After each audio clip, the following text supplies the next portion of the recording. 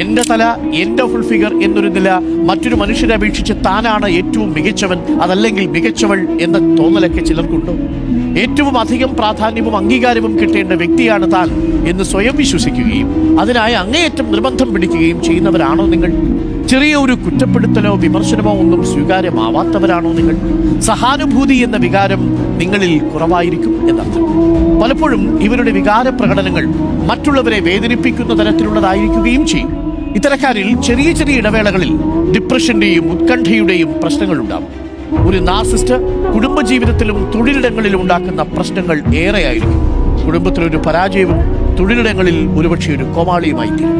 നാർസിസ്റ്റായ ഒരു വ്യക്തിയോട് വാക്കുതർക്കം നടത്താൻ ശ്രമിക്കുന്നതും കുറ്റങ്ങൾ ചൂണ്ടിക്കാണിക്കുന്നതും ഗുണത്തേക്കാൾ ദോഷം ചെയ്തേക്കാം. അങ്ങനെയുള്ള ഒരു വ്യക്തിയിൽ നിന്നും വൈകാരികമായി അകന്നു നിൽക്കുന്നതാണ് നല്ലത്.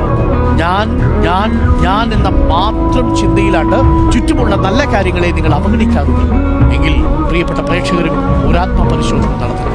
കല്യാണ വീട്ടിൽ ചെല്ലുമ്പോൾ കല്യാണ ചെറുക്കനാവാനും ശ്മശാനത്തിൽ സംസ്കാര ചടങ്ങിന് പോകുന്ന സമയത്ത് ആ മൃതശരീരമാകാനും ആഗ്രഹിക്കുന്ന ഒരുതരം മനോവൈകൃതമാണ്. പ്രിയപ്പെട്ട പ്രേക്ഷകർ ശ്രദ്ധിക്കണം, അധികമാകരുത്.